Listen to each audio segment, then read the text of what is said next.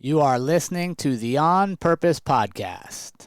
Welcome, everybody, to episode 162 of the On Purpose Podcast. We're blessed, as always, to have you here with us this week as we look to deliver purposeful content to empower you to live your best lives. And this week, I'm excited. I love having a guest on.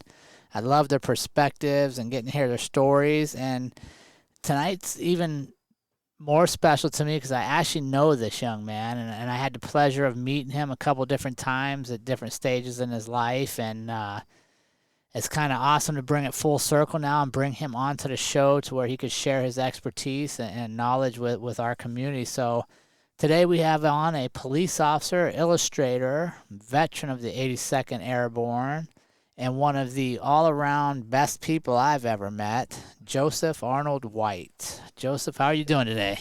Hey there. I appreciate you having me on. Yeah, how's things going for you, buddy? Well, I'm doing pretty well. Family's good, job's good, and just working all different angles on things.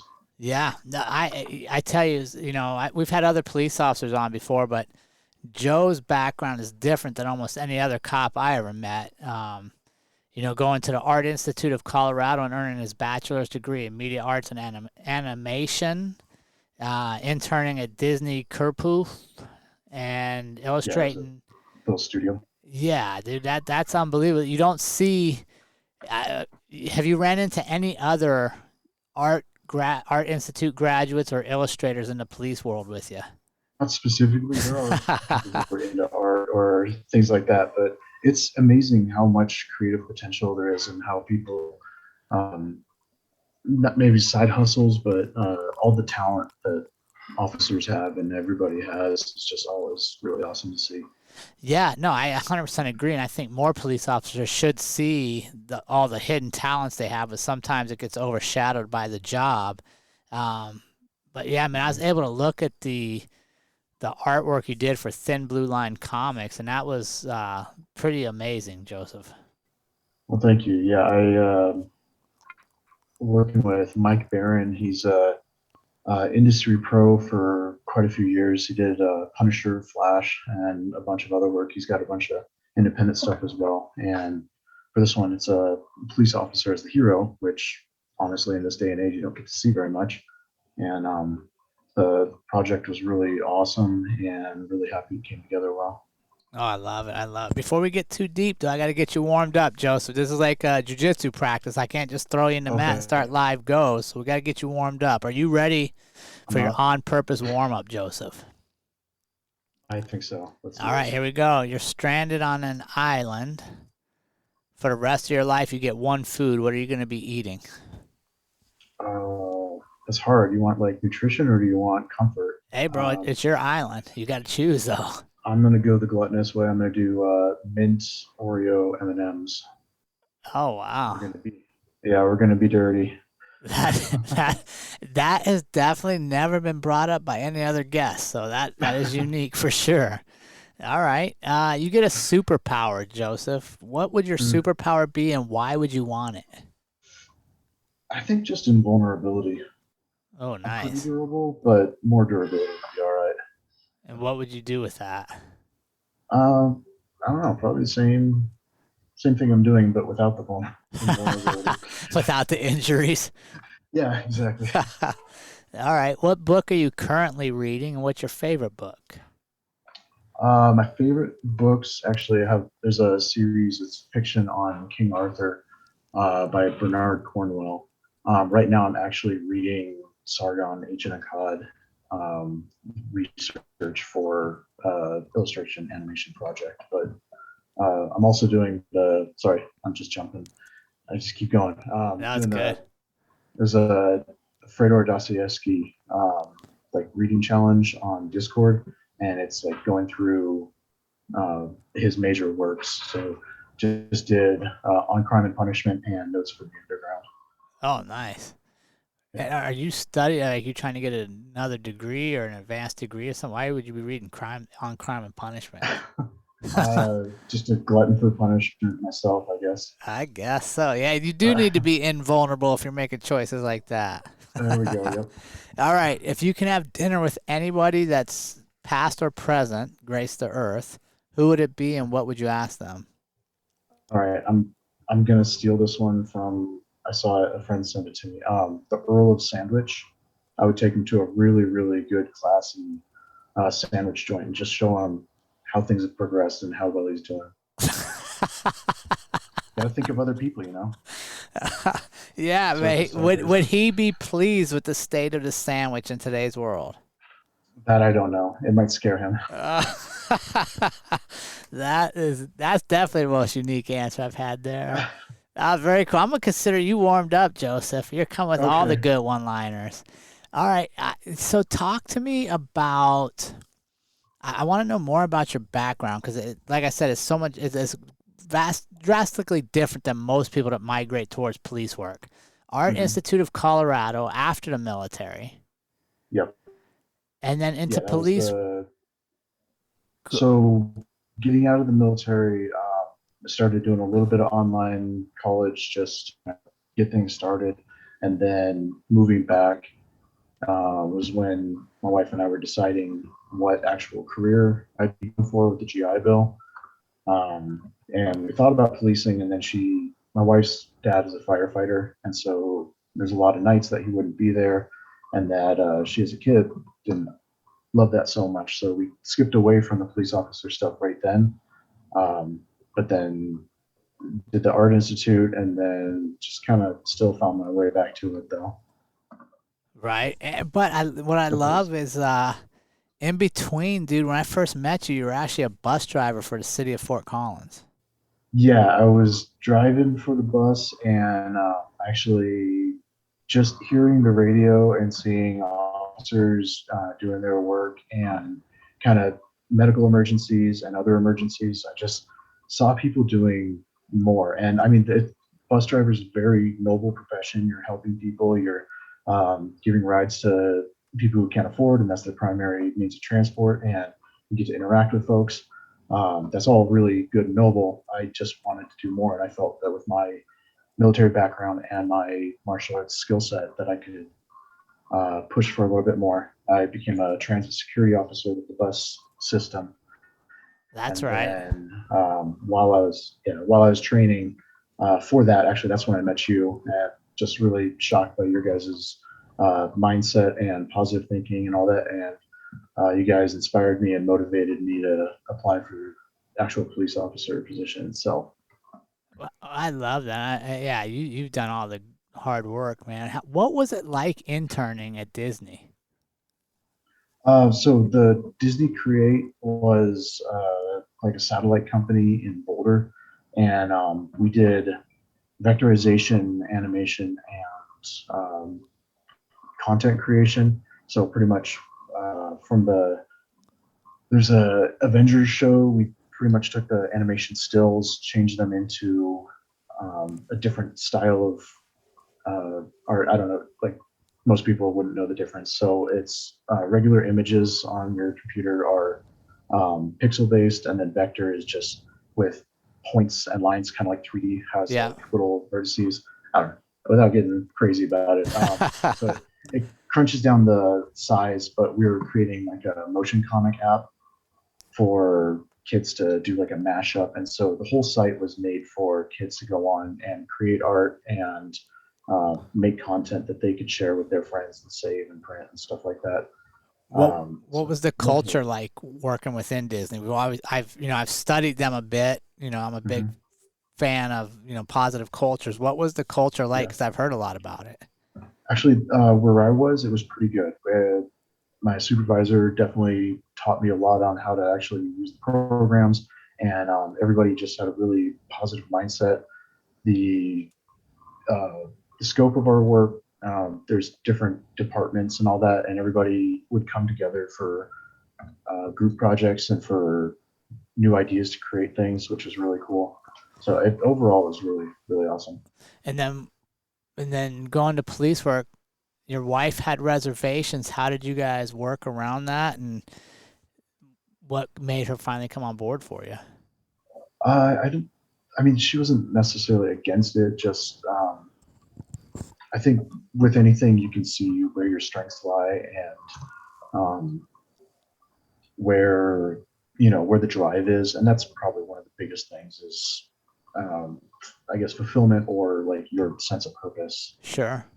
So yeah, just kind of moving and feeling like I could do more, and that I was physically, I guess, durable enough to move through and hopefully be successful with something like that.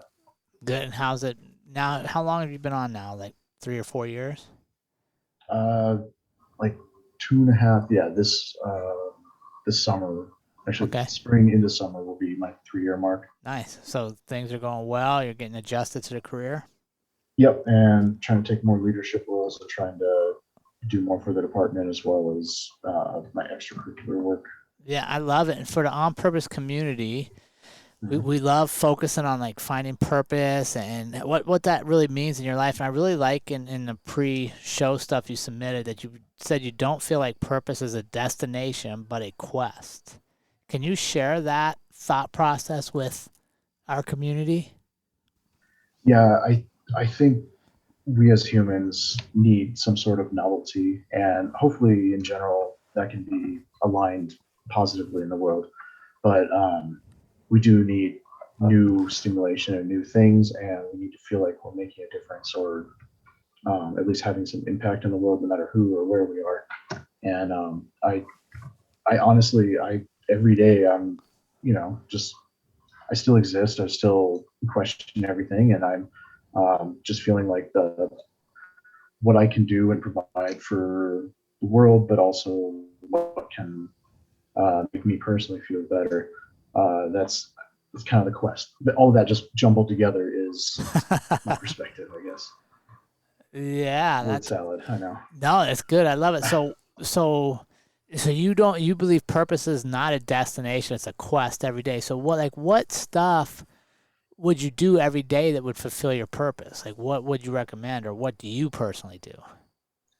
I mean, I have my goals. I am juggling way too many art projects, but I'm also uh, consistently trying to train my body, train my mind, learning new skills, new content, new experiences.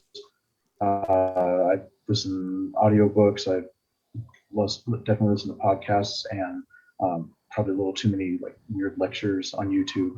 But just the constant drive and push to learn more and be more and do more. And how are you balancing the art with the police work?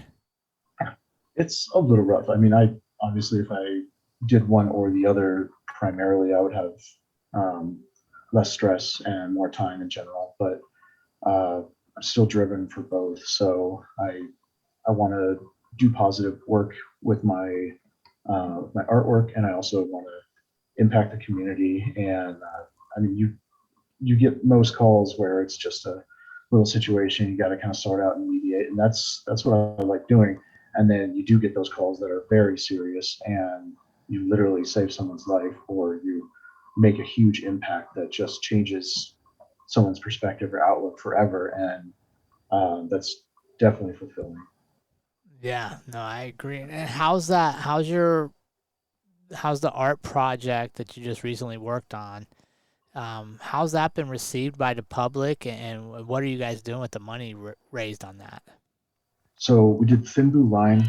That's with Mike Barron.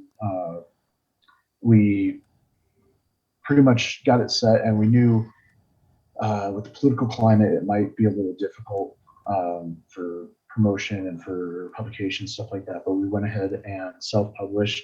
We ran an Indiegogo campaign and a Kickstarter, and in those you can set stretch goals. And what the stretch goal is, if enough people donate to get to a certain amount, you guys can actually um, make donations, or sorry, you can give different rewards. But we set it so that we would donate to the Fallen Officer Memorial, another police officer assistance fund, and then the one I personally put forth in the beginning and not like demanded, but pretty much said I would really like this if we're going to do this project, was the Adopt a Cop program, and that is So they train or they sponsor officers to get trained from white belt to blue belt, Yep. and it's nationwide, and a lot of gyms are totally for that, and it's just a really really awesome thing since jiu-jitsu can really help with physical situations, confidence, and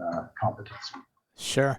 And for our community out there, this comic book was designed to show police officers in a positive light and look almost more like a superhero. Yeah.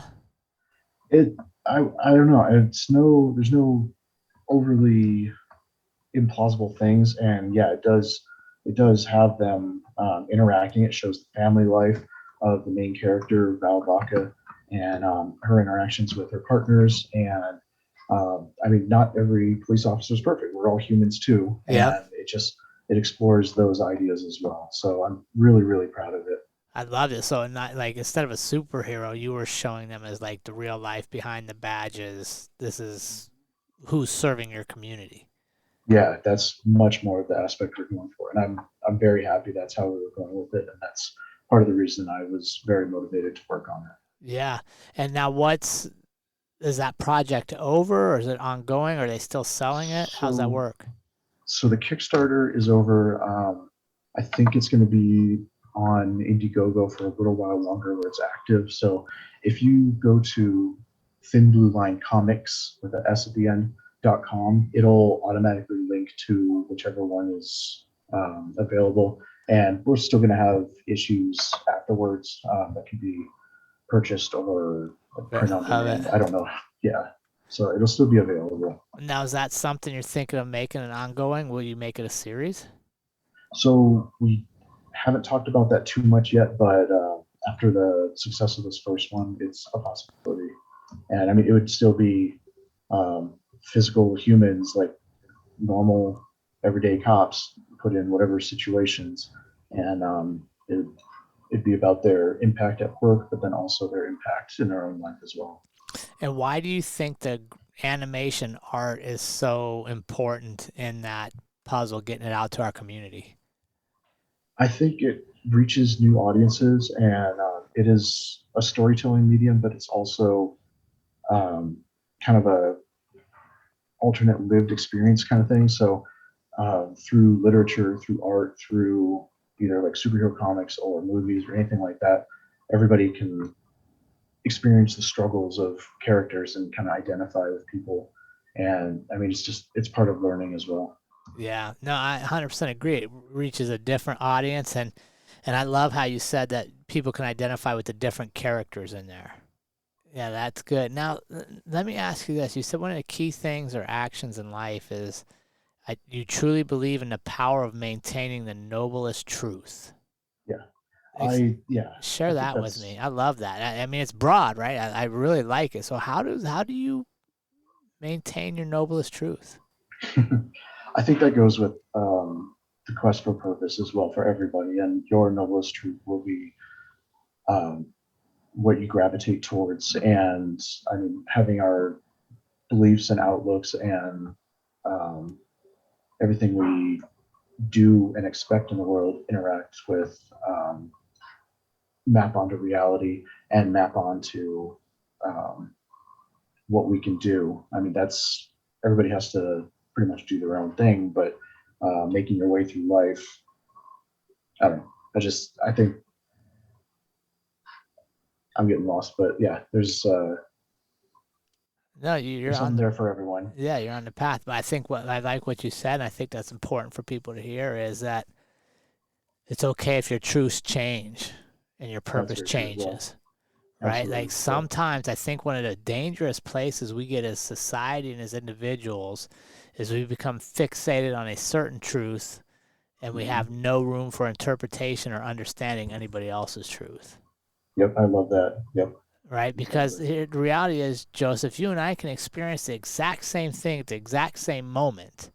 But Hmm. because of your experience of life up to that moment, and my experiences up to that moment, and our perceptions at that moment, we can have a completely different truth of what just happened.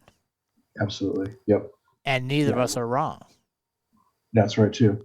I mean, there's the objective world around us, and then every person's gonna proceed with their past experiences, just like you're saying. Yeah, I totally agree. Yeah, and then something else you wrote that I was like, oh, I'm fascinated with this. The strength to overcome the absurdity of life can be its own measure of purpose. I love that, dude, because sometimes life is absurd, right? Like you're just like, Hmm. what in the hell is going on? So, talk to me about what do you mean by that? The strength to That's a overcome it.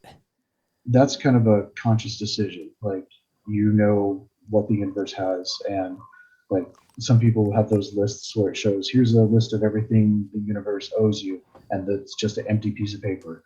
And I feel like that's absolutely true. And you have to decide what you're going to do with life, how you're going to do things, and um, you get what you give in. So yeah. Yeah. So how do you? Because you're one of the most giving people I've ever met, Joseph. You know, with your family and all that stuff that I've known throughout your life. So how do you balance and make sure that you're overcoming that absurdity? You're not getting caught up because sometimes, quite honestly, police work is a world of absurd. That's very true. No, I mean, there's everybody experiences negative emotions, and we specifically interact with people while they're experiencing some of the most negative things in their lives. And again, it's fortitude or resilience that it's kind of the purpose and outlook in life, and your strength to deal with that, but then also what you can give after that. Yeah. Um, that kind of defines you. And yeah, and you, like I said, you're one of the more giving people. So, how much joy comes from knowing you gave all you had or that you gave to make somebody else's day just a little bit better?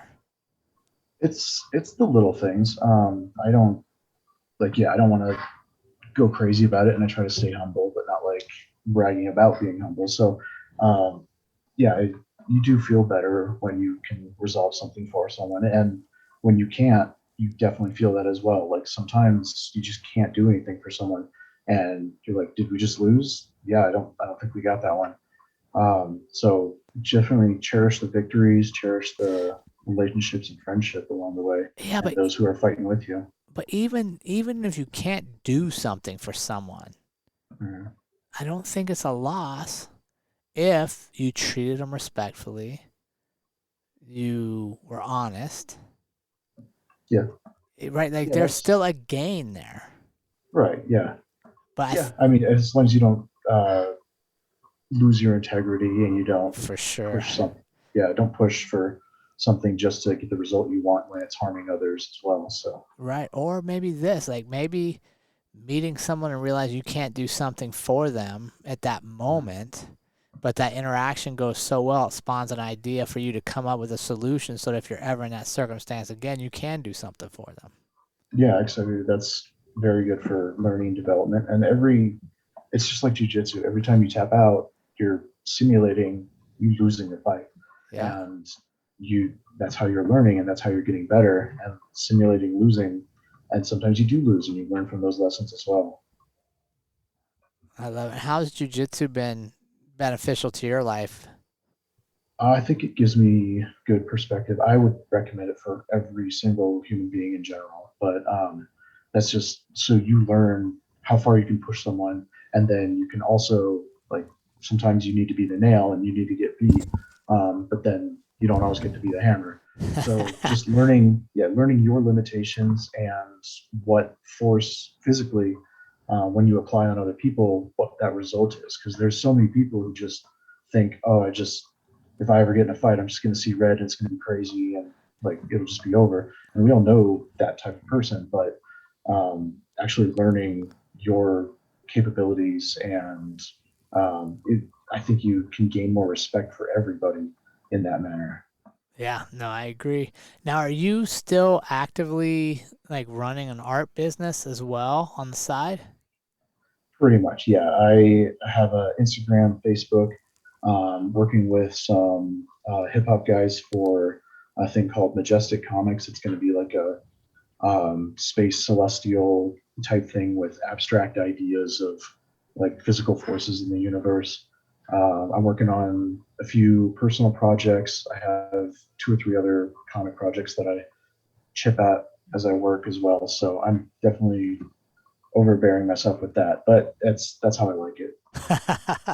And it's good. Is it a pretty good balance for you? You enjoy bouncing back and forth between them? I do, yeah. And I mean, I for family time, if we're just watching shows, we're trying to catch up because that's a chore of its own. I'll have my drawing stuff with me in the living room, and I can just sit on the couch and we can watch whatever new thing everybody has to watch. And I try to keep it balanced. Sure.